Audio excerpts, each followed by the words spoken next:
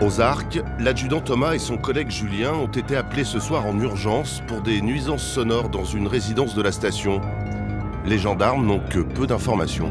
Donc là, on se rend sur une personne qui a appelé parce que une personne a priori alcoolisée frappe à sa porte. En arrivant sur site, ils découvrent une situation à laquelle ils ne s'attendaient pas. Ouais, ils sont là, ouais. C'est sûr, ils sont là. Les voisins ont recueilli des enfants apeurés. Il y a les deux enfants chez nous. Qu'est-ce qui s'est passé? Apparemment, les parents sont en train... La mère et le beau-père sont en train de s'embrouiller. Apparemment, c'est tout le temps comme ça. On a récupéré les enfants chez nous, ils sont... D'accord, vous les connaissez pas? Non. En fait, c'est qu'on les a vus faire des allers-retours sur le balcon. On a ouvert. Mais qu'est-ce que vous faites? Et en fait, du coup, ils sont rentrés chez nous et ils nous ont expliqué. Donc c'est là, c'est leur mère et le beau-père, c'est ça? Ouais. Qui sont là. Ok. Non, c'est pas dans le cas. Alors, ils sont pas juste là, ils sont beaucoup plus loin, voilà. Je pense qu'ils sortent, voilà. Voilà. Il faut faire vite. Monsieur! Un homme traîne dans l'immeuble, il pourrait être dangereux. C'est bon. Qu'est-ce qui se passe? Regarde dans quel appartement? Là. Venez. C'est bon, ouais, s'il vous plaît, c'est bon. Non, venez, on va parler. Tu vois les caméras là. Cet homme est visiblement sous l'emprise de l'alcool. Venez, monsieur, venez. Suite à un différend familial, l'individu aurait menacé la plaignante avec une barre de fer. Il vient avec ça chez moi pour péter la porte et tout. J'ai mes enfants, ils sont remplis. L'adjudant va prendre la déposition de la victime. L'agresseur présumé ne semble pas vouloir coopérer avec les forces de l'ordre. Ouais, tu vois, non. Vous approchez là parce que. Je rentre pas dans le genre, monsieur. Tu m'assois là. Tu m'assois comme ça, tu vas comprendre que je vais pas te taper dessus. Alors, c'est cool, tu m'assois. Enfin, il n'y a pas de problème. Comme ça, bougez bien. Ouais, bah, je ne vais pas bouger. Calmez-vous. Non, on va juste rester là, que je sois à côté de mon collègue. Ça n'a rien de parler avec lui. Lui est pas en état. Votre prénom? Monsieur. Monsieur, monsieur, vous pouvez vous écarter de la porte? Est-ce que vous pouvez vous... Non, écoutez-moi, vous vous mettez là-bas. Vous vous mettez là-bas. Monsieur, éteignez-le sur le métal. Éteignez-le sur le métal. Sur le métal. Là. Allez, écartez-vous. Dans le couloir, c'est pas terrible. Ah, monsieur, restez ici. J'ai pas où aller. La tension monte d'un cran, une seconde d'inattention du brigadier. Et l'individu tente de prendre la fuite.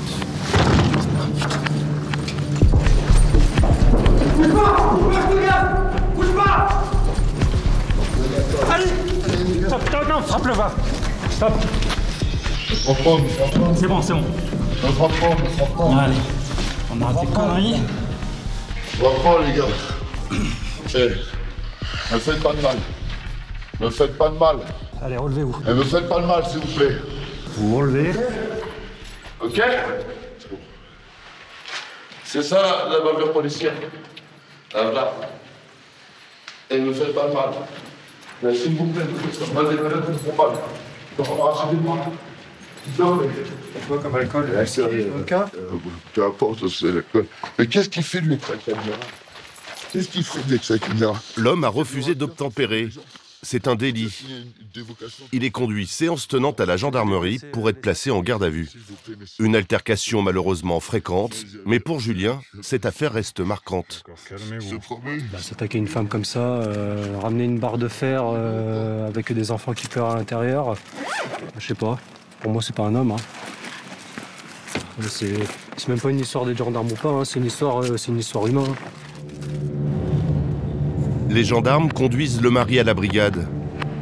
Avant de procéder à son audition demain matin, il est placé en cellule de dégrisement. Attention à la tête.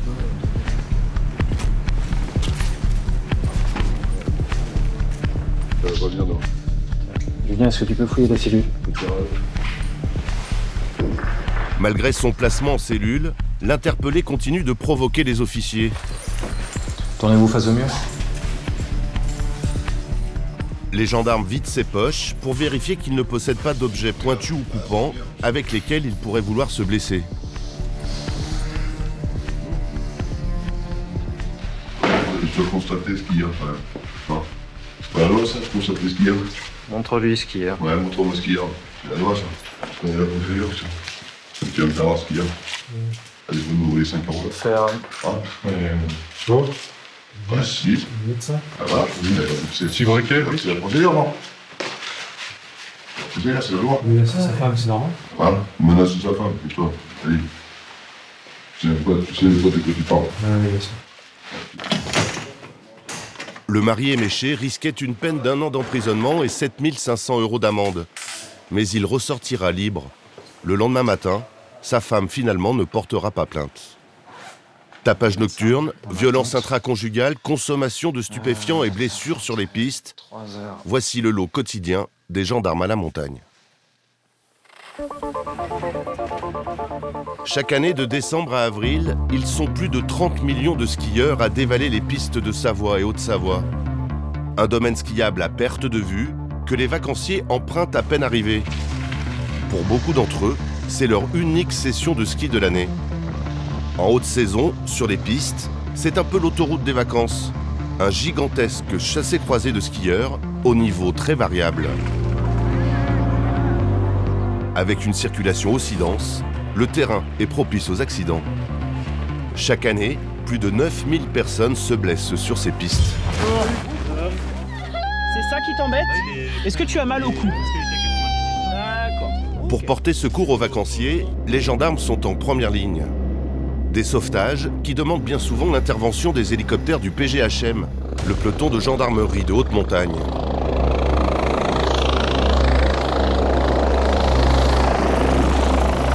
Ça va? Vous avez pas mal nulle part? Vous avez pas chuté? Non, j'ai pris des gamelles. Victime prête pour l'extraction. L'autre danger dans les stations de ski, c'est l'alcool au volant. Hop, hop, hop, là! Oh! Des conduites imprudentes et potentiellement dangereuses que les gendarmes traquent sans relâche. Vous avez consommé de l'alcool, monsieur? Oui. Beaucoup? J'ai bu pas mal de bière ce soir, un petit peu de blanc. L'alcool encore souvent en cause dans les violences conjugales. Donc là, ça serait des violences intrafamiliales. Visiblement, les pompiers se rendent une femme ensanglantée. Donc voilà, on n'a pas plus de précision. Peut-être des coups avec son mari. On va aller voir ça sur place.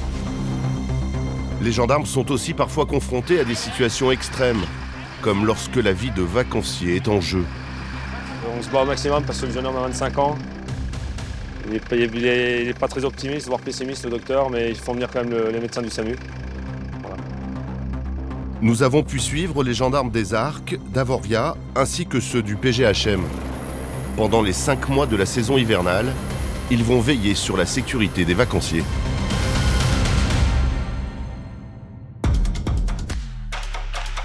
À Modane, un hélicoptère du peloton de gendarmerie de haute montagne est toujours prêt à décoller. L'appareil n'est utilisé que dans les cas graves. Pour ces situations difficiles, les gendarmes peuvent compter sur Julien, 34 ans, médecin urgentiste. Quand il n'est pas de garde à l'hôpital de Saint-Jean-de-Maurienne, il intervient par permanence de 24 heures avec le PGHM. Juste, donc c'est pas une indication de médicalisation. Ce patient, par contre, il faut qu'il ait un scanner. Comme lui, ils ne sont qu'une poignée de médecins habilités pour ces sauvetages en hélicoptère. Elle n'a pas de plainte Les gendarmes viennent de recevoir un appel pour une violente chute à ski. La victime ne peut plus bouger. La colonne pourrait être touchée. C'est à Julien de prendre la décision d'intervenir. Ok, bah écoute, moi c'est bon, on médicalise. Alors on va s'engager, en revanche, j'ai besoin de savoir la localisation. La victime est une adolescente de 15 ans. Julien et les gendarmes doivent trouver le bon endroit pour faire atterrir l'hélicoptère. Un engin comme celui-ci ne peut pas se poser n'importe où. Non, oui, ça correspond au sommet, ouais. Donc là, tu peux donner les coordonnées GPS de celui-là. Dans des cas comme celui-là, ce moyen de transport représente un gain de temps précieux.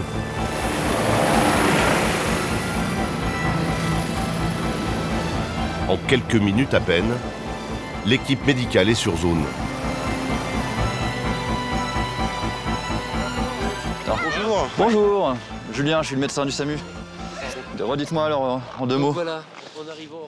La victime est sonnée par le choc et la douleur, Mais elle est encore lucide. Comment tu t'appelles?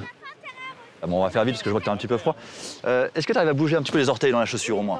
D'accord, ça marche. Là, au niveau du bassin, tu as mal? Oui, je vais vous les remettre. Non, d'accord, mais je regarde d'abord le bassin. Le bassin, non. Hein. Ok, donc là, si je descends doucement, tu me dis l'endroit où ça fait le plus mal. Ce qu'on va faire, c'est qu'on va te mettre une petite perfusion pour te calmer, puis après on va t'emmener à l'hôpital, d'accord?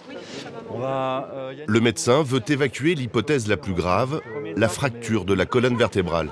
Moi j'étais sur la piste et là il y a un petit qui est arrivé. Du coup j'ai dévié en fait sur leur piste et là il y en a un autre qui est arrivé. Donc après j'ai un peu perdu le contrôle et je fonçais contre le poteau avec la hanche là et après je suis tombé.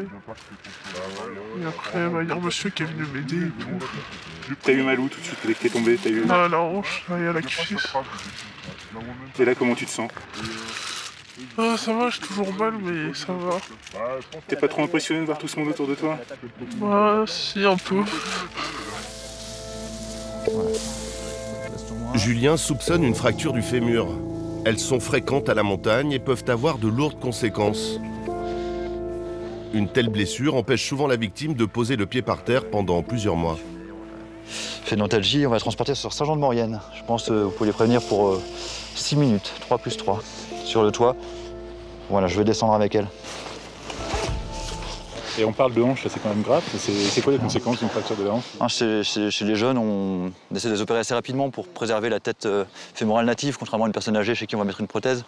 Donc là, l'urgence, c'est quand même à une chirurgie rapide, disons, dans les heures qui suivent. Et voilà. Quand tu as percuté le poteau, tu vas aller vite ou... Ouais. Malgré l'urgence de la situation, Julien tente de rassurer sa jeune patiente. Ça va la douleur?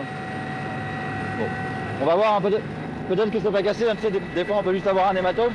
Mais bon, ça vaut le coup d'aller vérifier quand même.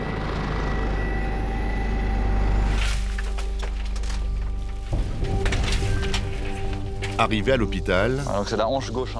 L'équipe médicale transfère Elisa au service d'urgence.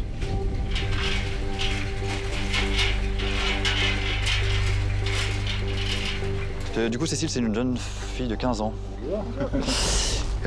Julien passe le relais à Cécile, la médecin de garde. Voilà, elle a une plainte unique à la hanche gauche. On n'a pas perdu connaissance, il n'y a aucun... Les deux urgentistes se connaissent bien. C'est ici que travaille Julien quand il n'est pas en vol. Mais par contre, à l'appui, ça a été complètement impossible. C'est vrai qu'elle est sur le grand trochanter, une vive douleur. Elle a peut-être un col. La tâche se complique. Pour pouvoir examiner la jeune fille, il faut la déplacer et lui enlever les multiples couches de vêtements qu'elle porte. 1, 2, 3, on y va. Super. Si les médecins et infirmières bougent trop sa cuisse, la fracture pourrait s'aggraver. Pour éviter qu'elle ne souffre, il lui administre un sédatif. Tu vas sentir ta tête va un petit peu tourner, ça va te soulager complètement et ça va nous permettre de te déballer et te mettre confortable pour faire la radio. D'accord? Elle est mignonne, c'est ça? 15 ans, ouais. Les parents vont arriver? Ils vont arriver, mais c'était sur les pistes. C'est la pleine saison. Oui, c'est la pleine saison là. Hein. Il y en a... Et combien par jour à peu près? On a entre 80 et 100 passages par jour. À 3, on soulève. 1, 2, 3, soulevé. Au final, les radios montreront une fracture de la hanche. Pour la jeune fille, les vacances s'arrêtent là. De retour chez elle, elle devra entamer une rééducation de plusieurs mois avant de remarcher sans séquelles. La mission de Julien se termine ici. Le médecin est obligé de quitter sa patiente pour retourner au secours d'autres skieurs. Chaque saison, les équipes du PGHM réalisent près de 300 interventions médicalisées. Parmi les causes de ces accidents, il y a fréquemment la consommation d'alcool et de drogue. Rechercher les consommateurs de stupéfiants, c'est une des missions prioritaires des gendarmes. Aux Arcs, de décembre à avril, ils procèdent à près de 200 interpellations. Nous retrouvons l'adjudant Thomas. Aujourd'hui, il veut arrêter les consommateurs avant même qu'ils ne chaussent les skis. Moi, je vais rester à ce niveau-là. En fait, il faut faire un espèce d'entonnoir. D'accord? Comme ça, les gens, ils arrivent. Et si j'ai un marquage sur le chien, tout de suite, je l'extrais et il y en a un qui le prend en compte. D'accord. Pour garantir le succès des contrôles du jour, la gendarmerie met en place un barrage filtrant à l'un des points névralgiques de la station, l'arrivée du funiculaire. La problématique, c'est que à la vue de nos tenues, les gens soit peuvent remonter dans le funiculaire, soit peuvent jeter les produits stupéfiants qu'ils ont éventuellement sur eux. Chaque jour, des milliers de voyageurs empruntent le funiculaire pour rejoindre les pistes. Il y a un peu de monde. Bonjour messieurs, dames, contrôle gendarmerie. Ne vous inquiétez pas, avancez. Pour les aider dans leur investigation, les gendarmes des Arcs peuvent compter sur leur atout majeur, Mako, un berger belge spécialement entraîné dans la détection de stupéfiants. Attendez, monsieur. Monsieur, s'il vous plaît. Je vais vous demander de me suivre. Très vite, ils repèrent un individu suspect. Le chien a marqué ce jeune homme. Cela signifie qu'il y a forcément eu du cannabis récemment sur lui. Je vérifie la poche intérieure. Après une fouille méticuleuse, les gendarmes ne trouvent rien sur l'individu. Afin de s'assurer qu'il ne laisse pas partir un consommateur potentiel, ils font intervenir Mako une dernière fois. Ok, c'est bien, gamin. Cette fois-ci, l'adjudant et ses hommes doivent laisser partir ce vacancier. Mais l'odorat aiguisé de leur chien va bientôt les mettre sur une piste. Merci, messieurs, dames. Le berger belge repère cet homme accompagné de son fils en bas âge et de sa compagne.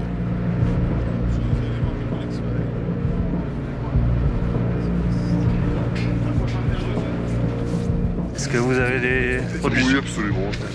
D'accord. Venez par ici. Ce père de famille reconnaît instantanément détenir des produits stupéfiants sur lui. Un délit passible d'une amende maximale de 3 750 € et jusqu'à 1 an d'emprisonnement. Cette fois-ci, Mako a visé juste. C'est bien un joint d'herbe de cannabis? Ouais, c'est ça. Mélangé à du tabac?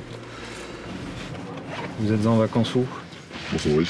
Vous êtes convoqué cet après-midi au poste de gendarmerie des Arcs. Vous travaillez? Dans quoi? Vous êtes médecin? Oui, je le sais. Un consommateur au profil atypique qui surprend les gendarmes. Le chien a fait un marquage tellement net que j'étais obligé de dire. Voilà, quoi. Puis il m'a tout de suite dit. Hein. Ben, je te dis, il m'a dit. Après, voilà, le mec, il a pas. Enfin, comme quoi, tu vois, ça corrobore ce que je te disais en début de contrôle. Hein, faut faire monsieur et madame tout le monde, hein, tu vois. Le mec, ça fait 25 ans qu'il consomme, il n'a jamais été contrôlé parce que. Bah, voilà, jamais de sanction, jamais. Je peux encore. Enfin, voilà, le mec fait père de famille. Et enfin, venir avec son gamin. Si tu veux que je te dise. Fin de l'opération, les contrôles des gendarmes ont porté leurs fruits. Sur 4 personnes, on trouve un total d'un peu moins de 10 grammes d'herbe et de résine de cannabis, avec des profils variés, mais essentiellement du vacancier qui vient pour la semaine et qui emporte sa consommation stupéfiante personnelle. Cocaïne, cannabis, drogue de synthèse. Chaque année, en moyenne, la station enregistre une 60aine de procédures de détention ou usage de stupéfiants.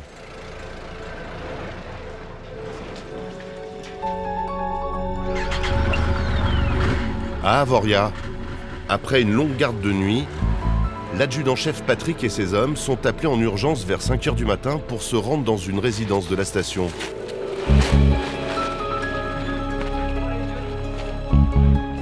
Pas de temps à perdre, la situation est délicate. Donc là, ça serait des violences intrafamiliales.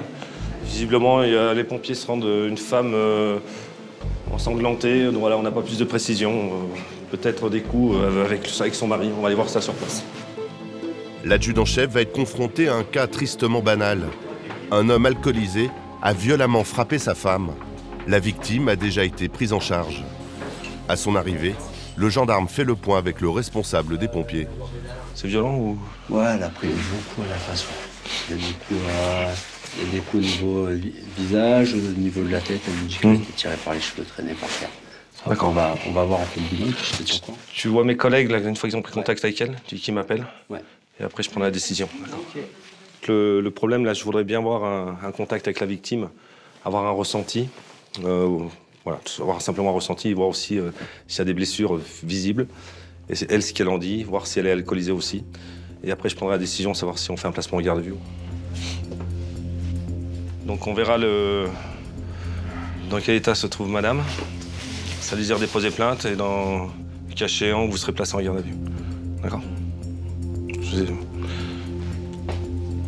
Les nouvelles de la victime arrivent très vite. Elle est saine et sauve, mais choquée. Demain matin, première heure, elle va au centre médical donc pour faire un certificat médical attestant des jours d'ITT. Et elle vient donc déposer plainte tout simplement à la gendarmerie. D'accord? La situation est désormais claire pour l'adjudant-chef. L'homme va devoir les suivre. Il est 5h15, je vous place en garde à vue, d'accord? Pour violence donc faite sur conjoint en ayant consommé de l'alcool, d'accord?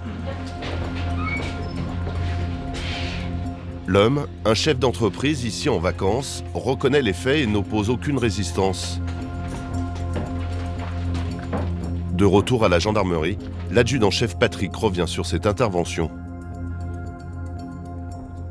C'est le genre d'intervention sur lequel vous êtes de plus en plus sollicité ou... Oui, même bizarrement, alors que nous avons une population de passage, puisque les gens viennent ici en vacances normalement pour se détendre, et au final, ils emmènent les problèmes qu'ils ont à la maison, ils les emmènent en vacances aussi. Et c'est de plus en plus fréquent, et surtout quand il y a le facteur aggravant de l'alcool. Mais est-ce que vous avez vérifié à l'hôpital? Pas de problème. Le lendemain matin, la victime est venue porter plainte contre son mari. Une démarche rare, car même si depuis le début du mouvement MeToo, le taux de plainte s'est amélioré, à peine 15% des femmes osent encore dénoncer les violences qu'elles subissent. Au vu de sa déposition, la situation de cette femme est encore plus grave qu'il n'y paraissait. C'est la première fois que vous faites l'objet de violences? Non, c'est pas la première fois. Ça fait une dizaine d'années, mais j'ai jamais osé vraiment aller jusqu'au bout. Et j'étais pas tellement rassuré. Donc ici, j'avoue que c'est quand même un milieu plus rassurant quand même pour venir se libérer, enfin se expliquer. Donc j'ai été très bien accueilli, j'ai été rassuré et très bien accompagné. Est-ce que vous pensez que ça va avoir des conséquences peut-être positives dans votre situation? J'espère que ça va débloquer quelque chose, que ça va stopper la violence et que ça va déclencher un changement de vie ou un démarrage sur autre chose. J'espère. Accusé de violence conjugale, le mari violent risque plusieurs années de prison et une forte amende. Heureusement pour les gendarmes, tous les cas qu'ils traitent ne sont pas aussi durs. À Voria, ce sont des milliers de vacanciers chaque année. Particularité de cette station, les véhicules motorisés de particuliers y sont strictement interdits. Ici, on ne se déplace qu'en calèche, à pied, à ski ou en luge. Mais cet après-midi, les gendarmes ont été alertés par des commerçants et des passants qu'un scooter circulait dans la ville. C'est là le scooter? Ah putain, il est là, ouais. L'objet du délit, c'est ce scooter rouge garé devant un loueur de ski. Bonjour. Bonjour. Vous avez le client, la personne qui est sur le scooter qui est venue ici ou pas? Oui. Il est où? Il est un petit peu plus haut, il a dit qu'il travaillait au Bergamo. Ok. En découvrant la plaque d'immatriculation du deux roues, le gendarme se rend compte que le véhicule n'est même pas assuré. L'immatriculation ressort, rouge foncé, et il semble qu'elle est immobilisée déjà. Donc le véhicule déjà doit pas circuler. En plus, il a les pneus à moitié lisses, donc en fait, il risque de créer des accidents. Le scooter trouvé, reste à interpeller son propriétaire. D'après le loueur de ski, il travaillerait peut-être dans cet hôtel. Bonjour. Bonjour. Est-ce que travaille chez vous? Oui. Est-ce qu'un monsieur présenté pour voir quelqu'un ici à l'hôtel? Pas du tout. Bon bah ok, bon bah on va retourner au scooter. Merci. Les gendarmes font chou blanc, mais n'abandonnent pas pour autant leur recherche. De retour à la gendarmerie, ils consultent les images de vidéosurveillance enregistrées dans l'après-midi. Le conducteur du scooter est vite repéré.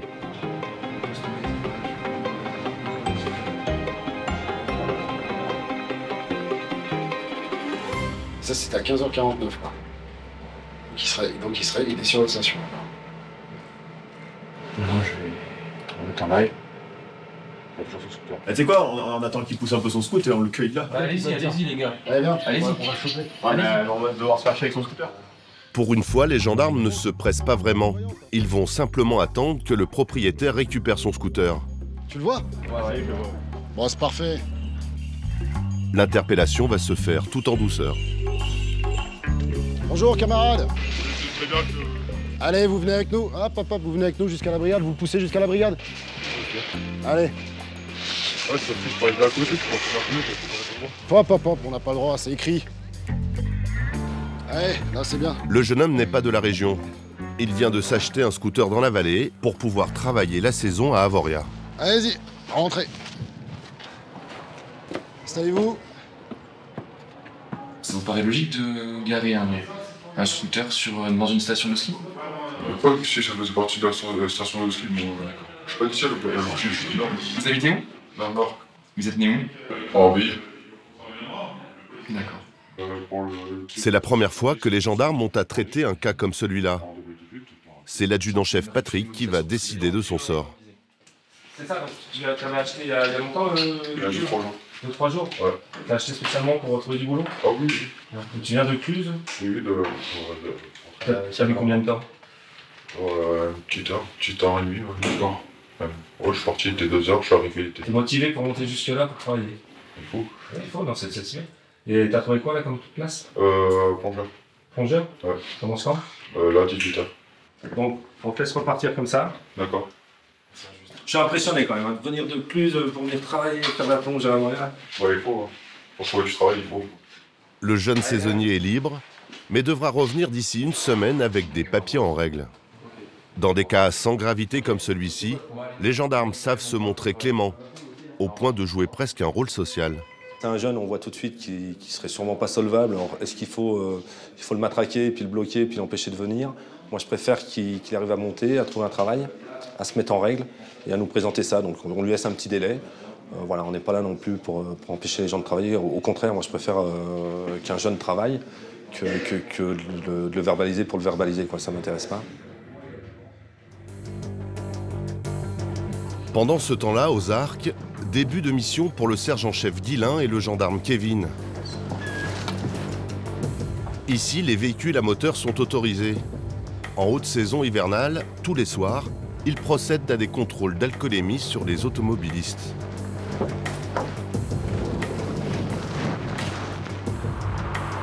Guillain et Kevin n'ont pas choisi ce lieu par hasard. Les voitures qui sortent des Arcs passent nécessairement par ce rond-point. Très vite, les gendarmes arrêtent un premier véhicule. Bonsoir monsieur, la gendarmerie. Je vous laisse couper le moteur s'il vous plaît. Vous venez d'où? J'étais au McDo à Bourg-Saint-Maurice. Ok. Je vais tenir l'appareil, vous soufflez 3-4 secondes dedans. En ville ou en montagne, l'alcool reste la première cause de mortalité sur la route. Cette fois-ci, le conducteur n'a pas consommé d'alcool. Je vous rends vos documents et vous pouvez y aller. Merci. Bonne soirée, au revoir. Mais très vite, hop, hop, hop, là. Oh, deux voitures refusent de s'arrêter et prennent la fuite. Guillain et Kevin doivent impérativement les rattraper. S'ils sont alcoolisés, les fuyards pourraient provoquer un accident.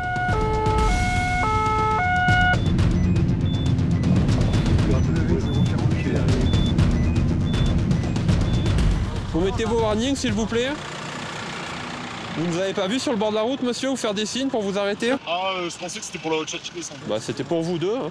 Vous coupez votre moteur, s'il vous plaît, et vous me présentez les documents de la voiture, donc carte grise assurance accompagnée de votre permis. Guillain contrôle le premier véhicule. Il suspecte l'automobiliste d'être alcoolisé. Vous avez consommé de l'alcool, monsieur? Le conducteur? Une bière, je crois. Une bière? Des produits stupéfiants? Si je fais un dépistage, il sera négatif? Ah ouais, pas de soucis. Ouais. La dernière fois que vous en avez consommé, c'était quand, monsieur? Ah, je sais pas, il y a... Mais quel jour? Ah, on compte en jours, là, du coup. Là, on est jeudi. Ah bah, c'était ce week-end, normalement. Vous avez consommé quoi? Un peu de weed. Tenez, je vous laisse souffler dans l'appareil, 3-4 secondes. Je vais le tenir, l'appareil. Je vous dirai stop. Un peu plus fort. Un peu plus fort. Encore, encore, encore. C'est bon. Ouf, c'était une grosse bière. 0,19. La limite, c'est 0,25. Ouais, c'était une grosse bière. Là, vous êtes en dessous. Mais une bière... picon, je vous avoue. Ah, d'une bière, on en passe à une pinte de picon. Ouais, les bières, pour moi, d'habitude, c'est pinte. Je suis désolé. Ah, maintenant, je repose la question pour les produits stupéfiants. C'était quand la dernière fois? C'était mercredi. Donc c'était hier? Non. Bah si, on est jeudi. Vous venez de me dire que c'est mercredi. Non, il y a 3 jours. Non, je vais vous frotter les petits tampons sur la langue. Le discours du conducteur change au gré des questions que Guillain lui pose. En plus de l'alcool, le gendarme pense que le jeune homme a consommé des stupéfiants. Pour s'en assurer, il réalise un test salivaire. Quand on est positif au cannabis ou toute autre drogue, on risque une peine de suspension administrative du permis de conduire, une peine de suspension judiciaire du permis de conduire, et puis après des poursuites judiciaires, une peine d'amende, peine de prison, en fonction des antécédents de chacun et surtout des infractions qu'ils ont commis, en plus de la conduite sous l'emprise des stupéfiants. Au grand étonnement du chef Guillain, le test de consommation de stupéfiants, lui non plus, n'a rien montré. Le gendarme continue malgré tout son investigation. Votre dernière consommation, monsieur, c'était quand? C'était début de semaine. Franchement, je sais plus, lundi ou mardi, j'ai un truc comme ça. Mais... Non, je vous promets. Si. Vous avez fumé quoi? J'ai pris la voiture. De la weed, je vous ai dit du marijuana. Non, bah, un pétard. Qu'un seul ou il y en a eu plusieurs de façon régulière? Non. Mais le truc, c'est qu'il a perdu son permis avec vous. Je vais pas faire le débile, je le sais. Les policiers sont. Bah, la preuve, vous êtes là. On le sait. Si moi j'ai pris sa voiture pour conduire, c'est parce que je sais que j'avais pas vu. Une teinte. Oui, non, mais après, là, vous êtes en dessous du taux limite, donc ça, il n'y a pas de souci. Ah, mais si. Bon. Sinon, j'aurais pas. Oui, très bien, oui. Du coup, vous allez pouvoir ramener tout le monde? Ouais, on va ramener tout le monde. Je vous ai rendu votre permis ou pas? Guillain doit laisser repartir cet automobiliste. Le conducteur du second véhicule, lui, n'aura pas cette chance. Ok, votre permis de conduire, votre carte grise, s'il vous plaît, monsieur. Vous avez consommé de l'alcool, monsieur? Oui. Beaucoup? Un peu. Plus que le taux autorisé? Je pense. Bon, on va soumettre au dépistage. Bon, vous êtes à 0,62 pour l'instant, d'accord? C'est-à-dire que vous êtes bien au-dessus du seuil autorisé, qui est de 0,25. Ce conducteur ne peut pas conduire dans cet état, ni aucun des passagers. Est-ce que vous avez un de vos amis derrière qui est en état de conduire? Non? Vous tirez l'alarme, vous ouvrez la bouche? Non. Vous êtes tous raides? Ok, bon. Alors vous allez vous mettre sur le côté, là? Vous allez avancer sur le côté. Avec un taux d'alcoolémie aussi élevé, difficile de tenir encore debout. Ouais. Vous êtes pas bien?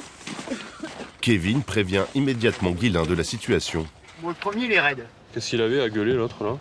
Il gueule pas. Ah, d'accord, ok. En fait, il dégueule. Ah, il dégueule? Là, il est en train de dégueuler toutes ses tripes. Ok. L'alcool aidant, la tension monte, les esprits s'échauffent. Filmez-vous. Non. D'accord. Pour l'instant, vous êtes alcoolisé. Alors, s'il vous plaît, vous rentrez chez vous.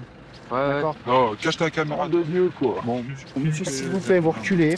Il a aucun sur la caméra et tout, quoi. S'il vous plaît, monsieur. Aucun problème, impressionnant tout ça. Voilà. Il a montré ça à la caméra, il y a quoi? Mon collègue, il s'est arrêté tout à la caméra. Vous vous calmez, s'il vous plaît, vous rentrez chez vous. N'importe quoi. C'est pas que t'as pas de problème, hein. Pardon? Bon, je vois la caméra. Pardon. Le chef Guillain, lui aussi, finit par perdre patience. Eh oh, là c'est bon, là. D'accord, je vois moi j'ai une caméra. Ça suffit, là. C'est lui, le conducteur? Bon, c'est l'autre, là. Vous voulez finir en cellule, monsieur? Non, je vais pas finir. Alors voilà, maintenant vous allez prendre la route avec vos copains et puis vous allez rentrer chez vous. Le second conducteur doit laisser sa voiture sur le bord de la route jusqu'au lendemain matin. Vous allez nous suivre, d'accord? On va aller vérifier ça à la gendarmerie, d'accord? Allez, venez. Ça va là? Vous avez plus envie de vomir? Il est conduit en cellule de dégrisement au poste de gendarmerie. Vous asseoir. Tiens, là j'ai un sachet pour vous. Non, mais je sais pas vomir. Ouais, mais je vous laisse quand même, d'accord? Allez, chargez les gars, monsieur. Et attachez-vous dans mon œil. Oh, on n'est pas là pour tuer des gens, vraiment. Très bien. On n'est pas là pour vous cacher la paye.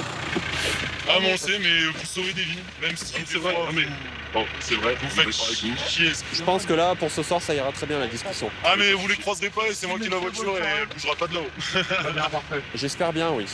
Ah, y a pas de soucis. Allez, au revoir, messieurs.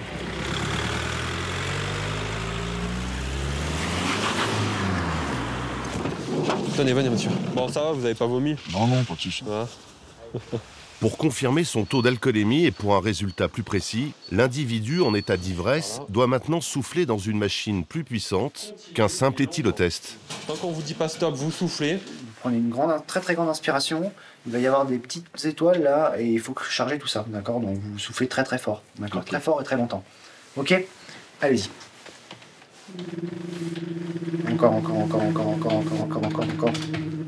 Encore. Allez, voilà, c'est bon. Ça va? Allez, rasseyez-vous. Donc 0,59, relevez-vous. Voilà. 0,59 mg d'alcool par litre d'air expiré, soit 1,2 g d'alcool par litre de sang. C'est plus du double de la limite autorisée. L'homme semble reconnaître la gravité de la situation. C'est quoi, une fête ou ça d'une fête? Ouais, on sortait d'une fête, ouais. On a un petit peu fêté. Ouais. Et là, vous avez bu combien de verres? Vous vous souvenez un peu? Ou c'est vague? Ouais, j'ai bu 400 verres. Donc je sais que je suis au-dessus, quoi. Les dangers de l'alcool, pourtant, vous les connaissez? Ouais, bien sûr.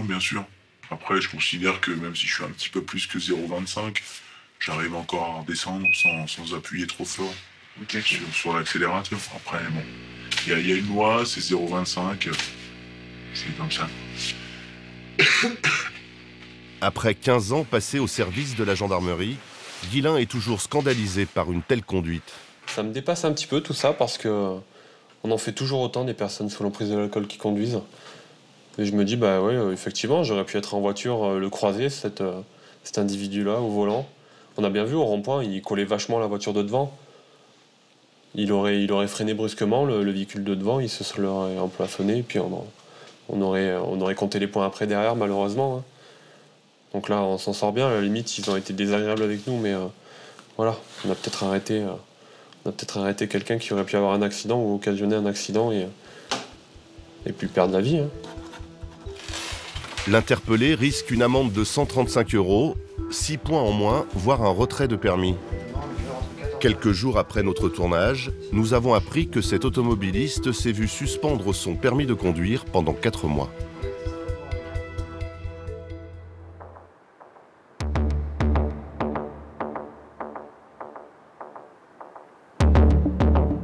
Les comportements imprudents, les gendarmes les constatent régulièrement aussi sur les pistes, et par définition, hors piste. Skier en dehors des pistes balisées est souvent périlleux. Les pentes que les pisteurs n'ont pas sécurisées y sont souvent fortes, truffées d'obstacles cachés par la poudreuse, sans compter le risque d'avalanche. Une pratique dangereuse pour tout le monde. Là c'est pour donc une femme bloquée technique. Les gendarmes du PGHM viennent de recevoir un appel de la centrale. Une femme serait perdue, seule, en pleine montagne depuis plus de 3 heures. Oui, Est 6 degrés, 47,26. On a reçu les coordonnées GPS du point d'intervention d'un couloir qui est de neige qui est assez large, avec des pentes de l'ordre de 40 degrés. Ça confirme le risque potentiel de suraccident par avalanche. Donc il faudra être, à ce niveau-là, il faudra qu'on soit très prudent, quoi. Voilà. Avec 40 degrés d'inclinaison, impossible pour la skieuse de se tenir debout sur la paroi. Après plusieurs minutes de recherche, mais quelqu'un tout seul à midi, là, voilà, dans l'ombre. Malgré sa combinaison claire, les secouristes ont repéré la victime. La pente est vertigineuse, impossible pour l'hélicoptère de se poser. Mais les pilotes du PGHM sont des virtuoses. Ces images ont été tournées l'année dernière par un touriste secouru par les gendarmes. Le pilote ne pose qu'un bout de patin, il maintient son engin en vol stationnaire. Les pales du rotor à quelques centimètres seulement de la paroi. Une rafale de vent et la situation pourrait tourner au drame. Mais c'est la seule façon de débarquer les sauveteurs. C'est ce type de manœuvre très délicate qu'accomplit le pilote de notre hélicoptère ce jour-là. Allez, ça débarque, le premier dehors. Voilà, le secouriste est dehors. Ok. Ah, donc pour repartir. Avant de secourir la skieuse, le major Christian doit s'assurer qu'elle est en état de monter à bord de l'hélicoptère. L'engin a redécollé pour des raisons de sécurité. Vous avez pas mal nulle part? Vous n'avez pas chuté? Non, j'ai pris des gamelles. Voilà, par exemple. Le gendarme lui explique comment va se passer le sauvetage et tente de la rassurer. Donc là, écoutez-moi bien. On va vous embarquer à bord de l'hélicoptère et vous déposer vers la Plagne, d'accord? Ce que j'ai besoin, c'est que Vous ne bougiez absolument pas. C'est moi qui viens vous chercher. À ce moment-là, je vous prends. Combien de temps? Non, mais on va rester ensemble. Mais juste le temps que j'embarque votre matériel. Vous ne bougez pas et ensuite, je viens vous chercher, je vous fais monter, d'accord? Ça vous va? Chouka pour Christian. Victime prête pour l'extraction. J'embarquerai d'abord les skis et ensuite la victime. De retour quelques minutes plus tard, l'hélicoptère, une fois encore, reste en vol stationnaire à quelques centimètres de la pente. Oui, elle a commencé à déchausser. Oui. Tout le monde est à bord. Tu peux redécoller. Après être resté 3 heures seul en pleine montagne, cette vacancière est déshydratée et a frôlé l'hypothermie. Contrairement à ce que les gendarmes ont l'habitude de rencontrer, l'imprudente, cette fois, n'est pas une jeune skieuse de bon niveau en mal de sensation, mais une femme de 65 ans. Cette dame a eu beaucoup de chance. Elle ne s'imaginait pas se retrouver dans une situation aussi dangereuse. Elle assure que cette aventure en hors-piste n'était absolument pas son intention. Il y a des imbéciles avec des skiers qui m'ont envoyé sur du hors-piste et puis qu'à un moment ils ont pris un mur. J'ai dit mais moi non. On dit t'as qu'à continuer par là et puis voilà. Mais oui, toute seule et alors personne après moi sur cette piste. J'ai vu des gens passer un peu à droite, un peu à gauche, mais loin. Ah, ouais, ça va, j'en avais un peu peur, ça fait 3h30. 3h30 que je suis resté sans bouger. C'est les faire de hors-piste. Et je ne fais pas de hors-piste. Jamais, je trouve ça dangereux. Elle sera redéposée par les secours en lieu sûr, au pied de la station. Plus de peur que de mal cette fois-ci, cette femme va pouvoir retourner chez elle pour retrouver ses amis, avec la promesse de ne plus jamais refaire de hors-piste. Ces 3 dernières années, 62 personnes sont mortes en France à cause des avalanches. Des situations d'extrême urgence, ce soir à Avoria, l'adjudant-chef Patrick va en connaître une.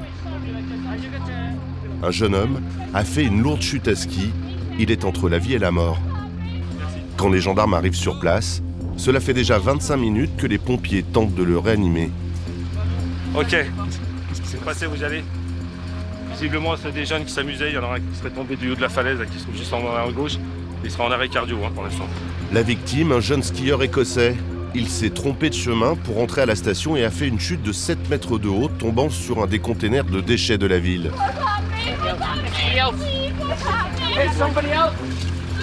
Sa petite amie et son demi-frère, ici à la gauche de l'image, sont sous le choc. La chute s'est produite sous leurs yeux.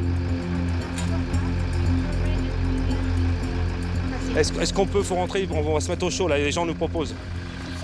Là, juste là, le chalet, là, à droite. Yeah, come on. Inside. Ok, come on. Allez, go. Allez. Yeah, là, here. Devant cette scène insoutenable, les gendarmes préfèrent emmener les proches de la victime chez des particuliers qui se sont proposés de les recueillir. Du côté du jeune homme, malgré les nombreuses tentatives de réanimation, toujours pas d'amélioration, la situation est désormais désespérée. On se bat au maximum parce que le jeune homme a 25 ans. Il n'est pas très optimiste, voire pessimiste, le docteur, mais ils font venir quand même les médecins du SAMU. En attendant le SAMU, l'adjudant-chef recueille les témoignages de ceux qui ont assisté à la scène. Donc il faisait quoi? Il tentait une descente ou... En fait, il est arrivé assez doucement, il a fait un petit virage en haut. Là, il pensait être sur la piste, je pense. Ouais. Je pense qu'il est passé, je sais pas où il est passé. D'accord, j'irai voir, de toute façon, les traces. Là. Ouais. Et en fait, il est arrivé assez doucement, mais il est allé direct dans la pente. Il est tombé avec ses 2 skis comme ça, sur la poubelle. La tapé tête très fort. Non, pas la tête, je pense un peu... Tout le corps? Comme ça, ouais. Pour bien comprendre les circonstances du drame, l'adjudant-chef prend un maximum de photos. Les clichés des traces de ski ou des containers à ordures lui permettront d'établir son rapport. Il s'est bloqué puis il est tombé la tête la première, à plat ventre.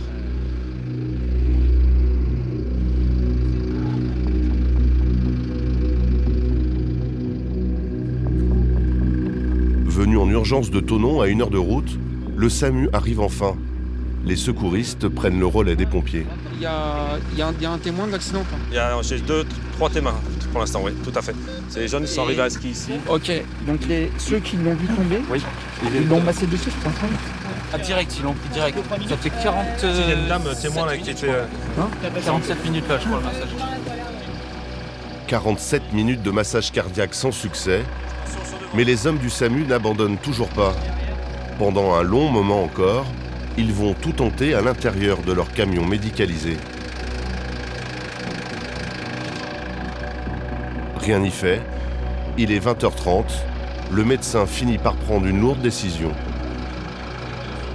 Il a été massé par les pompiers, par les témoins. Et puis, malheureusement, il y a probablement une lésion cervicale majeure. Après 1h30 de massage cardiaque, on ne peut pas aller plus loin. Du coup, vous avez malheureusement pris la décision de... Donc on a arrêté les soins et puis on va annoncer le décès à la famille. La famille endeuillée récupérera le lendemain le corps du jeune homme avant de repartir en Écosse. Cette fois-ci, les gendarmes n'ont rien pu faire pour éviter le drame. Malgré tout, inlassablement, ils continueront toute la saison de prévenir les vacanciers des dangers de la montagne.